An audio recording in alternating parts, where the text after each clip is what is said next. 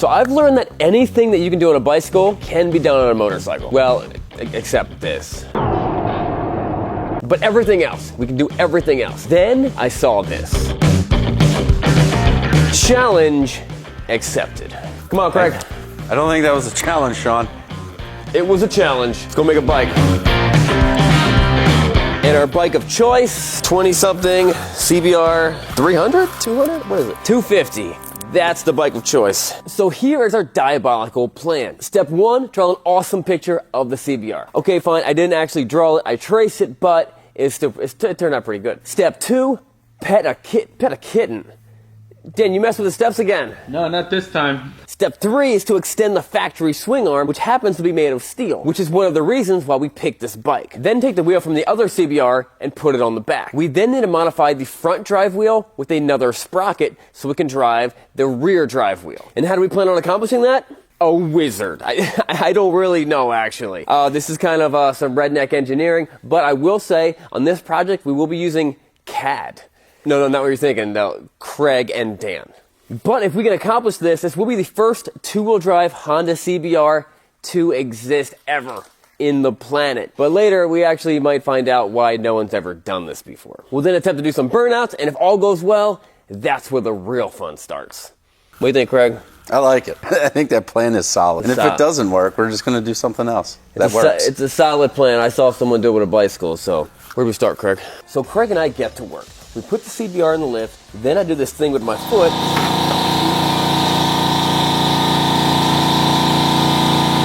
And then we remove the rear tire from the other bike.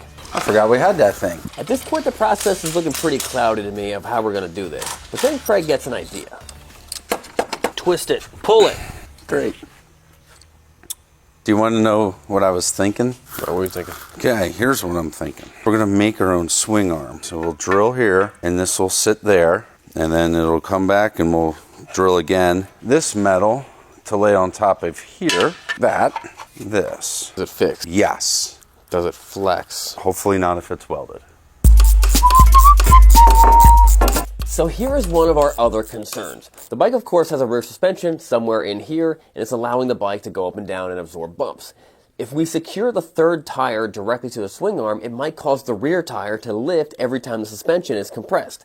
But I'm no physics magician, so we're going to cross that bridge when we get there. Right now, we have right now problems. It's possible, once we finish this up, this could be a new trend in motorcycling. A T-Rex bike. They might say in the future, everyone's doing it. Those guys started something cool.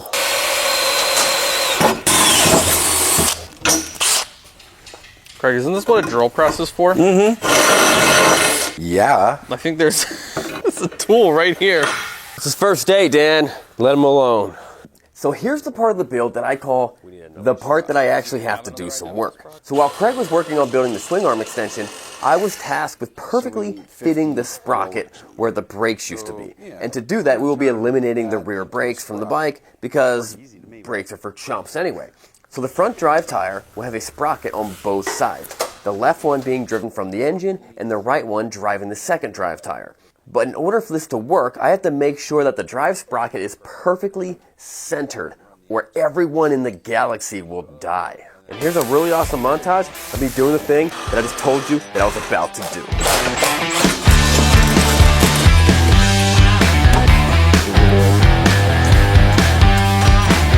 do. You do it. We all know you use your drill as a hammer too. Don't get all high and mighty on me now.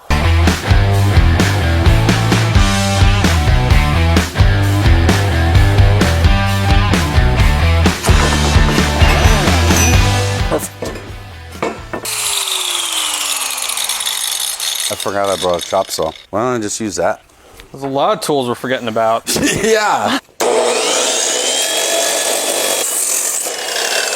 Aftermarket swing arms can cost hundreds, thousands, or millions of dollars, but Craig was tasked to build one for just $13.20. And when he came back, he had a cheeseburger in his hand. Drill Team 6. That's right. But if anyone could build it, it's Craig. And I have 100% confidence in his abilities. Oh my gosh. How did that? Did you cut the where was the hole supposed to be? What's going on over there? I'm over here achieving perfection, and I'm hearing about the wrong hole. It was literally the first measurement I made. I screwed up. The whole bar is too short now. Well, Can be tight. You don't have a lot of real estate to work with. right, there you go. Real estate, don't have a lot of it. So that only lets us 2 inches on each side. I'm gonna let you do the measurements while I walk away. While Craig continues making the world's greatest swing arm, you want to watch the master over here? I finished my part early and started trying to solve the other problem that we have, which is how do we cut these tires in half and have them still hold their shape? So I first cut some tires in half. It was tougher than I thought because this rubber would not slide easily. There's someone out there saying, "That's not how you cut a tire in half, you idiot." And to that guy, please tell me how you do in the comments. So my first idea is to fill the tires with spray foam. Maybe that'll work.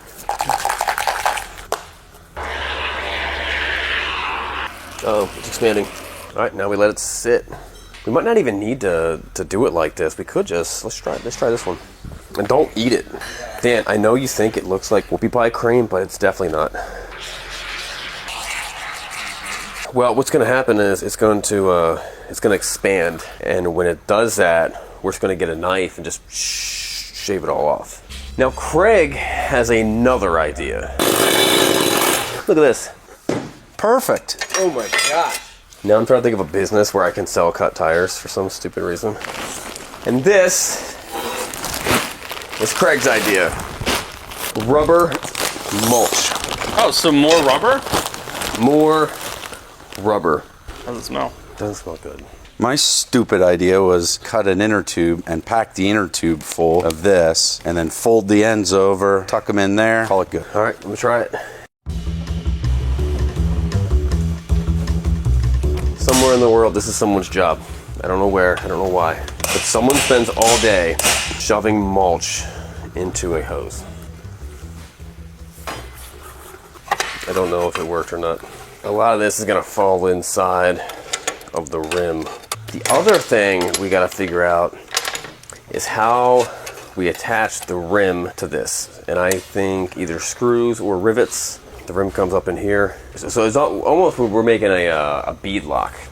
So we let this one sit for a little while, and you can see it's not actually getting hard because it wasn't getting any air. So I'm gonna pull this back, see if that helps it out at all.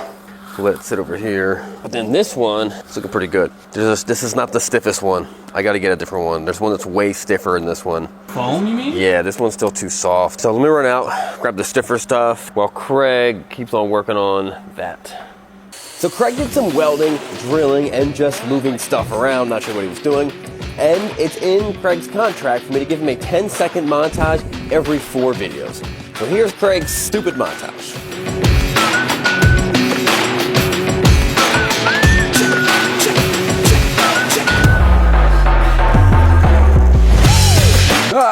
What's happening? Ah, that's hot. That's hot. That and this. Everything's hot. even me. Ah. We gotta stick metal together.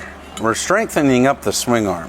And after almost 2 entire days of us working on this thing, things were starting to fall into place, like, better than we thought it would. It was almost like it was meant to be. And after we looked at our creation and thought, that's not bad.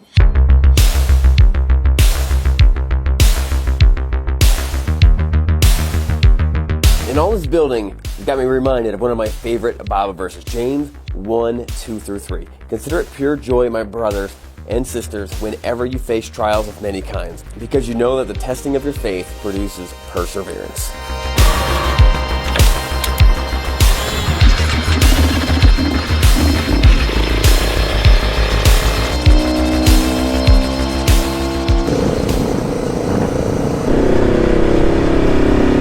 So the three-wheeled motorcycle was a huge success and possibly the greatest motorcycle I have ever driven. But the only thing that can make this thing better would be if we cut both of these back tires in half. So that's exactly what we're gonna do. So what this thing's gonna be doing, and I'm just gonna realize this, is it's gonna be constantly changing the wheelbase. So right now the tires are kind of fighting against each other. That's not gonna be a problem when it's only one wheel on the ground. But it's gonna be like short wheelbase, long wheelbase, short wheelbase, long wheelbase, but a bajillion times a second. You know what I mean? Maybe hundreds of times a second. I don't know what that's gonna do. I don't think it's going to give you the ultimate confidence going really heavy into a corner, but who knows? So let's cut these tires up and figure it out. So I was told by a lot of people that this would definitely not work. And you know what? I mean, maybe it won't work. But as it was once told to me from my grandfather, I'm too stupid to give up. And if it ends up working, I'm gonna wanna show it to you guys. And we've kind of been cooped up in here for a long time. We don't go out very much, but this year, we're gonna go out. We've got some events planned out and some trips, and we're coming out to you guys. And the best way for us to contact you is for you guys to join our super secret text group. The number's right here, just shoot it a text. Let's go back to the build. In the most scientific way possible, I drew the most perfect line. Everything's gotta be balanced. Those are amazing lines. They are really good. It's like a laser did it. It's very important for this thing to actually be rideable and work. These are very precisely, exactly cut. That's why we set up a man with a laser. Begin laser ignition! But it didn't work out, so we're gonna use a Sawzall. It's at this point I'd like to point out the progression that our preciseness has dwindled. Considering the step we've gotten to, shouldn't it be getting better? Yeah, well, no. We're going to take air out of them before you, Why? so it doesn't do something stupid. You mean like cutting wheels in half? Nailed it.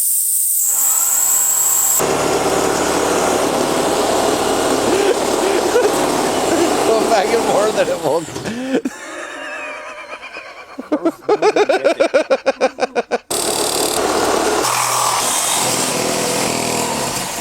Get a fresh metal blade. There you go.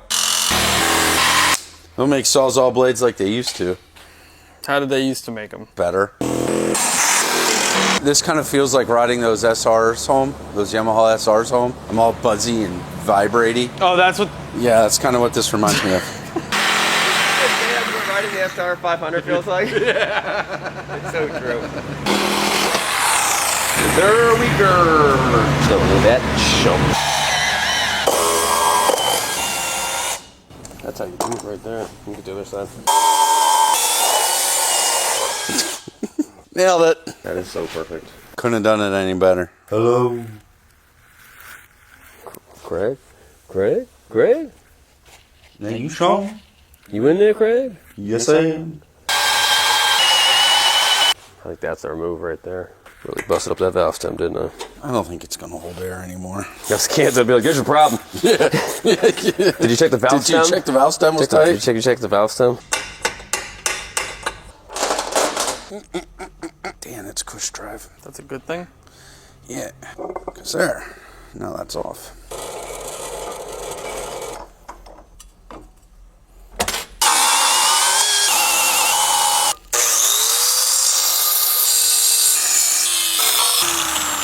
This is horrible. You look very sparkly, Craig. Yeah. Alright, so here's my idea. Here's the rim. I got this piece of, I don't know what it's called, pipe, hose pipe. It's too big. I cut it in half. That gives me a little more space, a little more flexibility. They're like the bad part of the rim. We can get this to go, yeah, get it like this. Get it real tight on there. Get it tight everywhere. Strap it down, maybe zip tie it or something like that. And then drill it, rivet, drill it. So this thing here is giving me a little bit of a fit. So I'm going to try this because I think it's going to be just as easy and just as fast. Yeah, it's just a butter knife. You're saying that thing's holding you back? It is, absolutely. This is taking forever. Yeah! We doing the rivets? Yeah. Did you call it a rivet, Dan? What? Did you just call it a rivet? Ribbit. Like a frog? Fraud. Fraud. Isn't that what they call her? Rosie the Riveter? Yeah. Craig, are you Rosie the Riveter? Yep.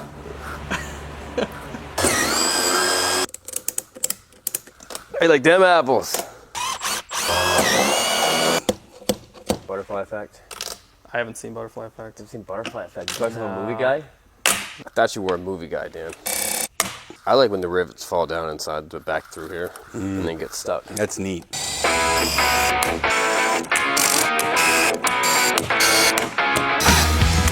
I mean, on a scale of 1 to amazing, that's about a 13. That's a decent amount of weight right there. Greg, you do this. Wow. We just did a lot of work for me to flatten it. Nice. That's pretty good. I'd say so, man. Craig, do you want to dump some rubber mulch in it just for good measure? Dunk some rubber munching. Double rubber. That rubber mulch was a solid idea. Oh, I know. Just saying. I know. I had to cut a tire off of a hay tedder one time out in the field with a pocket knife. That was horrible. I've been there with a pocket knife. Yeah, no kidding. Do we have a shop back here? Yeah, we do. Yeah, we do. Oh, it's a KTM, so you know it's good. KTM, you know it's gonna break. So we got our trusted KTM vacuum because you know it's gonna suck. Ouch.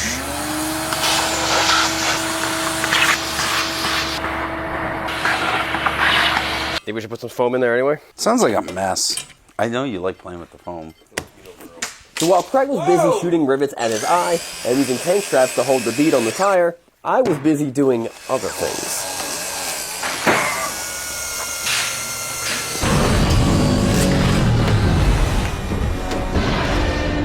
How you are, you just have to say that you're fine when you're not really fine, but you just can't get into it because they would never understand.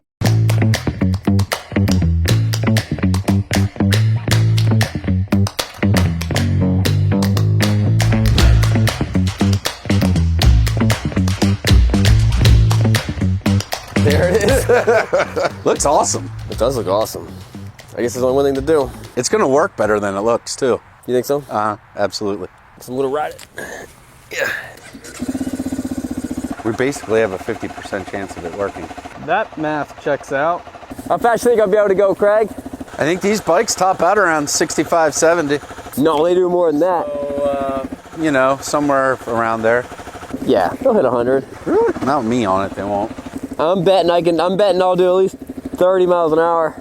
If you hit 30, I'm going to be happy and a little scared. I'll be the one who's scared. Does it not like to go back up? That felt a little goofy. A little bit. Why is it going up and down, Craig? I'm not sure. Why is it doing that? I don't know. It's almost like one tire's bigger than the other.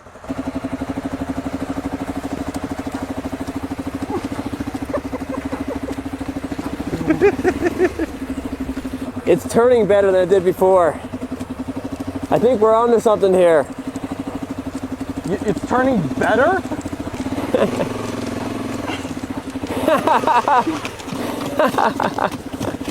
This is amazing. We did it. And it turned so well.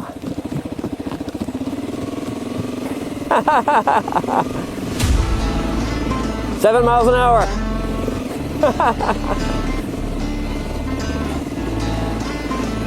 Well, you probably won't be able to notice the potholes anymore. Yeah, that's the best thing about it. You don't even notice potholes. How fast are we going? 7. Wait a second. What? I got a question. There's only one way to solve it.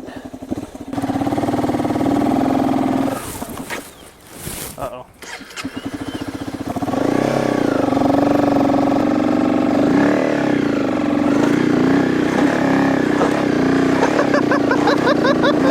Burnout. It's catching. No, we can do a burnout. We can do this. Let's go back to the shop. Watch how good it handles.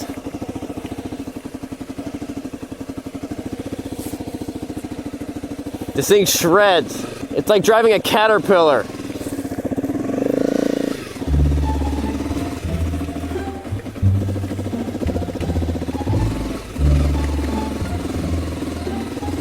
Let's see how fast we can go. 10, 11, 12, 13, 14, 15, 16, 17, 18, go! 22! Woohoo! Next year. I'm doing 25 miles an hour on a corner. This is amazing. 25! 23 miles an hour in a corner. 25. 29. 30.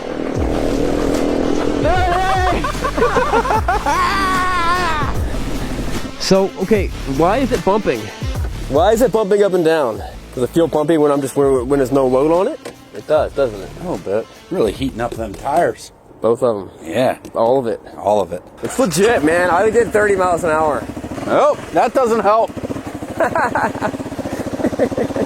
What if we strap the suspension down? I was thinking about it. Let's try it. That works though. That is awesome. So we thought that using tank straps to strap down the back end would make it a little bit smoother. Gotta wear my helmet and my moto glove. Yeah! Is it better? No, not really. But it really didn't. I think we need to do some real world road tests. So after installing some rubber chips inside the wheels and then capping both ends off with spray foam, and making sure that the timing on both wheels was still good, we were ready for the world premiere of this silly bike that we made. It needs a name. Comment below if you have a good idea. But the big question is the world ready for it? Let's do this.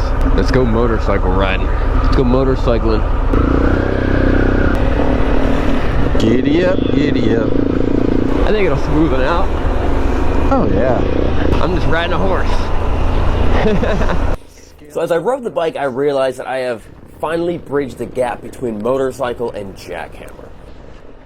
It's just dumping mulch out. And pretty quickly we realized that we were losing rubber chips, so we pulled over to fix the problem. My phone fell out. We were bouncing up and down so much, my phone fell out of my pocket. That's not good. So it's just shredding that. And now that's completely flat. If one's flat, we need to make them both flat because it's making it worse. I think we should get all the rubber out of them. Come on, Craig, we gotta get this stuff out. We gotta take it to a professional, to a dealership.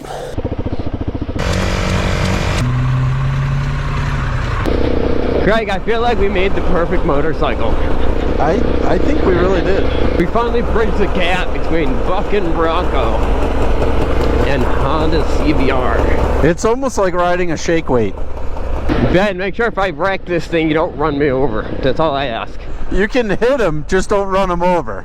Everybody's in such a hurry. You filming, Dan? I'm filming Dan, filming other people. Film me, filming Sean. Wow, you guys are getting real meta over here. You mind come and look at a bike real quick? It's got a little, it's got a bump to it when you ride. I was wondering if you can give it a visual outside real quick, if anything pops out at you. All right, cool. So we took it to the Honda dealership and had one of the mechanics come out and look at it. And he thought it was the stupidest idea he's ever seen, and he said he's seen many bikes like this, which I don't know if I believe that. But he didn't want to be on camera, so we can't show it. So guys, thanks for watching. That wraps up the video. This bike will be back. We will fix it, and next time, we're going to do a top speed run.